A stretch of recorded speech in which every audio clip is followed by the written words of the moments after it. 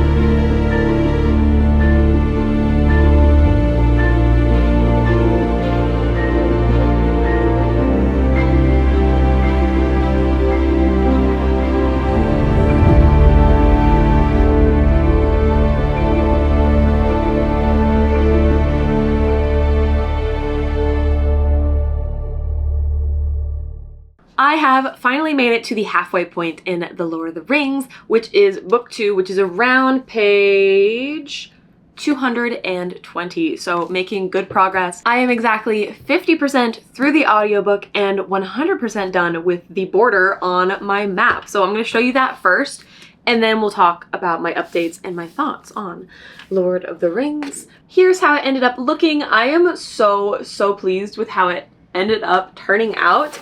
It took many hours though, if we're being honest. About 14 hours in total of inking, 11 in which were done yesterday. I honestly could have actually finished the entirety of the audiobook yesterday. However, I decided to switch and start listening to a different audiobook because I wanted to give my midway thoughts, but I wanted to update you when I finished the border. I did not expect that to take 11 hours though. So I finished up the last bit of stippling this morning. Literally all I had to do was this outer edge of stippling, and that took an hour and a half.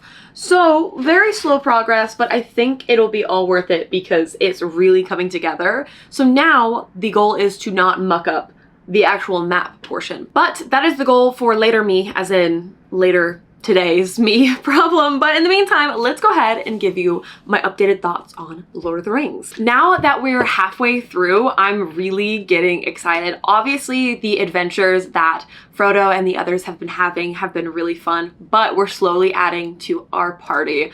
Strider has been introduced, and honestly, it was everything I wanted and more. I love him being so shrouded in mystery and just how the events played out, because again, I know I keep comparing them book to movie, but that is my only other reference point for the Lord of the Rings. So seeing the differences is really fun, especially with like certain events that they play out on the whole similar, but there's just like little tidbits that are different. And Frodo's encounter with Strider being one of those things. But like I said, we finally made it to Rivendell. Another character I was actually delighted to meet at first, because I loved getting to see new characters that were cut from the film, was Tom Bombadil. Now, if you've read the books, you may know a thing or two about Tom Bombadil.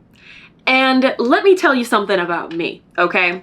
I do not care nor read anything that involves stanzas of poem. Basically anything that is a poem or music or anything like that, I do not read. I don't care what book it is. I do not read stanzas. It goes against my inherent hatred of poems. So when Tom Bombadil comes to the fray, singing nothing but the same damn song over and over and over again, I was just about fed up, you guys. There has been incessant amount of singing, and honestly, Andy Serkis, who I have been unfortunately calling Andy Serkin because apparently I can't read his name, has done, I think, the best job that a man could really do with all of the singing. You know, he's done his best. Does not mean I want to hear it, okay? So when I sat down to start working on this project yesterday, I knew that it was going to be a long road ahead of me. Did I expect 11 hours? No. However, with the repeating designs, I knew I'd do the same thing like over and over and over and over again. So when Tom freaking Bombadil was doing nothing but singing over and over again the same, oh my god. Guys, I just about fast forwarded that entire chapter, or at least of the chapters that Tom Bombadil was involved, because I was about fed up.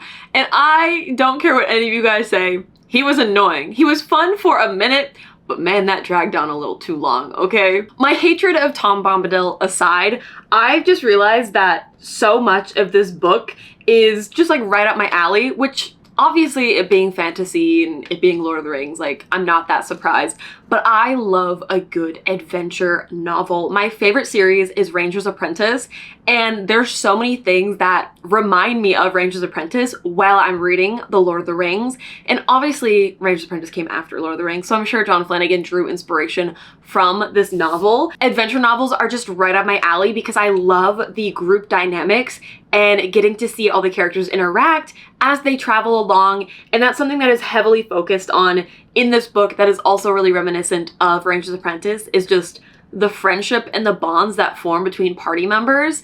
And I love the characters so much in Ranger's Apprentice. I've loved the core 4 hobbits, and I just cannot wait to see them add to their party, obviously with Gimli and Legolas and Aragorn, of course. Guys, I'm having the best time ever. Unsurprising to everyone, but I really do love just like the power of friendship and like the party dynamics. And I'm so excited to get to the second half of this book. And I am also very excited to continue work on my map. However, I do need to put up some string lights because I actually had one go out yesterday on my bookshelf, and I've had one on the top that have been out for I don't even know how long, but I've been lazy because it's on the top and I was like, oh, I'll get to it later. So I'm going to go ahead and actually replace the string lights on my bookshelf and then start work on inking the titles on my Lord of the Rings map, which I'm very excited for, but also sort of dreading just because it's once again a very monotonous task, and I just want to get to the fun stuff, which is like the mountains and the trees and the land itself. The border and the words do have to come first though, unfortunately, so I have to do the tedious things before I get to the fun tedious things. But in the meantime, let's go ahead and fix my string lights because I think I've had enough.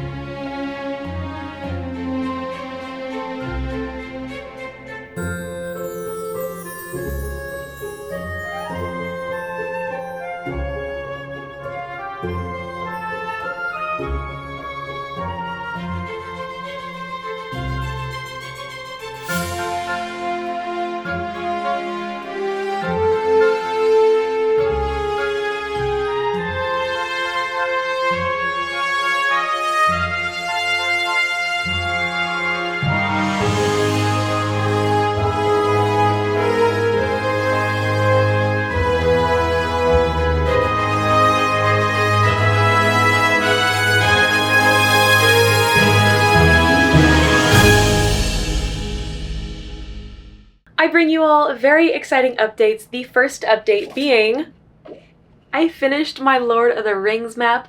I am so proud of how this map has turned out, and I'm just really thankful that I even made it to the end, just because I overthought every single step of this map, you guys. From the lettering, from the border, from the compass, every single step I was stressing out about because, guys, it's the Lord of the Rings. Like, I wanted it to be perfect, and I think I've made it as perfect as I possibly could. I love the compass design so much. I was a little back and forth about whether or not I liked it, but seeing it all come together and all completed, I'm really, really proud, and I hope that you like it as well. If you want it for yourself, it will be in my shop August 8th. I will have a shop update then, adding a couple other maps as well, but I always recommend joining my email list though if you really want to keep up with me, because I do not post very often on socials, and even the email list, guys, I do not spam y'all. I think I've spent like one email in the past 6 months, so only during shop updates will I typically be emailing, so very, very sparingly. Trust, I hate my inbox being flooded with things, so I would not do the same to you all. I did order samples. Those should be here very, very soon, and the map is actually stained to look like parchment. I just do that digitally as I really don't like to touch my originals, so yay for the map update. Then as for my reading update, I'm not quite finished. However, I'm getting very, very close. I now have under 100 pages left. I'm on page 326. We are currently in the Mines of Moria, and Gandalf is about to make his stand. Let's just say like that. We're being attacked by orcs. It's stressing me out. However, I am still having the absolute best experience reading this book, and I cannot wait to continue on the series and continue listening to the rest of the audiobooks as well. I know I've harped on that a bunch and like talked about how much I love the audiobooks and all of that, but it just has made the experience so pleasant. And last night, actually, I did a little bit of immersive reading, so I was reading the book and listening to the audiobook kind of to wind down for bed. There's only been one point in this book where I've been a little bored, and that was actually in Rivendell when they were actually meeting with the elves and the dwarves and the hobbits to all decide what they were going to do with the One Ring. And with that, I just found their explanations and like their backtracking of their adventures to be a little boring. I think it was mostly Gimli. Was it Gimli talking or the other dwarf? There was a dwarf there and he was talking, and I was just like zoning out. I was like, wait, what did he say? And I was like, wait, do I really care? I'm not quite sure. But during that experience, all the different people were kind of recounting their tales of adventure and their perils before coming to Rivendell, between Aragorn and Gandalf and all of them. One thing that was really, really exciting was I had already finished all the lettering on the map at that point. So all of these locations, I knew where they were, and having digitally mocked it up to then sketching all the titles to then inking all the titles, like they were kind of burned into my brain as where certain things were. So when they were talking about the areas in Mordor, I was like, oh yeah, like I know exactly where that are, or like Gondor and all the different areas. I was like, wait, this is so fun that I don't have to like reference the map to know where these locations are. But I continue just to love their adventures and to constantly be impressed with the film adaptation. The more I read, the more impressive the film becomes. Already the film is amazing and an incredible work of art, like I've talked about many a times, but just seeing how closely they stuck to the original has been so, so refreshing. And also, I've been consuming a lot of Lord of the Rings content lately, and I've been learning so much. Like, I did not know that all 3 Lord of the Rings films were filmed consecutively within like a year and a half, I think it was. That's insane work. Are you kidding me? And the fact that no one actually wanted to produce The Lord of the Rings either, insane. They were actually pitching it as a 2-movie deal, and the people who bought the film were like, why would we do 2 movies when we could do 3? And even that was really stretching the budget, and they were taking a huge gamble and a huge risk, but clearly it has paid off. But just, it's amazing. Like, it's so incredible that so much passion and dedication was put into this project, and I understand so much more. Obviously I did before, but like so much more after reading this novel about how much passion and love was put into the project and why people are so passionate about Lord of the Rings as well. I also continue to be impressed by J.R.R. Tolkien's writing style. The way he describes things are just so good. Right before they went to the mines, there was a lake, and they were like passing over like a shallow part of the lake, and it just how they were describing like the slimy seaweed like clutching their ankles and stuff. I was like, ooh, like that's so disgusting. disgusting, but it was just so perfect with his descriptions to like set the atmosphere. And same when they entered Moria, the atmosphere was so like pressing down upon you even while like I was reading it. Also, I love Gandalf's sass in the book. Like, he is on Pippin's ass all the time. When they were trying to get into Moria, they were trying to figure out like what needed to be said to open the gates. And Pippin's like, what do we do? And Gandalf's sitting there trying to figure it out. And he's like, I'm just gonna bash your head in if you keep asking stupid questions, basically. And even like in the mines, when he threw like a pebble down the well, when they're trying to be sneaky and he's over here making noise, he's like full of a toque. It's just so funny. Like, he is on Pippin's ass. I cannot wait to finish this book and start the next one and just finish experiencing The Lord of the Rings. I cannot understate how much of an incredible experience this has been, from immersive reading to listen to the audiobook while I draw the map to visiting like the Shire, essentially.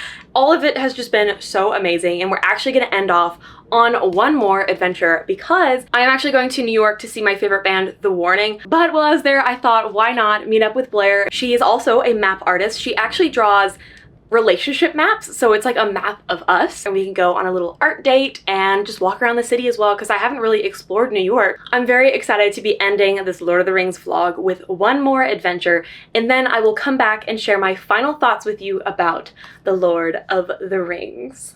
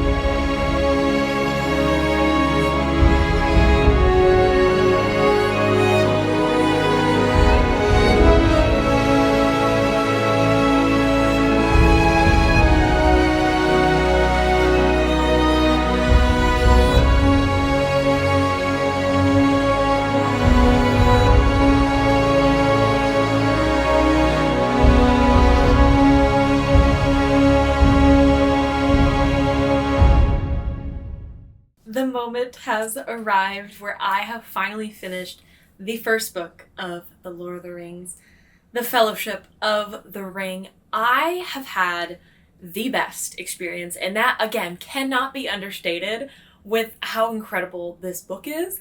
And I, once again, with all the books that I put off reading for many, many years, regret putting off reading this book for so many years. But on the same token, I'm also very glad of it because I finally drew my Lord of the Rings map, which has been something that has been on my to-do list pretty much since I started drawing maps and selling them in my shop. I knew that I wanted to one day do the Lord of the Rings map, but I'm so happy that I waited until my skills were at the point that they are, where I could create an art piece that I'm so proud of and I can see myself selling for years into the future, and I won't feel the immediate urge to want to redraw it and try to do it better. I'm really, really proud of the map. And so I think pairing that with this experience of reading the novel for the first time was literal perfection, and as is this book. My one critique of the book, I have to say, is there's too many songs. I know I mentioned that earlier on, but I skip them all, you guys. I do not like songs in novels. No matter how much I love the novels themselves, I don't want to hear it. That didn't really take away my enjoyment other than just needing to skip forward in the audiobook because I did not care, and y'all can drag me all you want, but I'm not gonna listen to Andy Serkis sing. I'm sorry, his voice is also not built for that.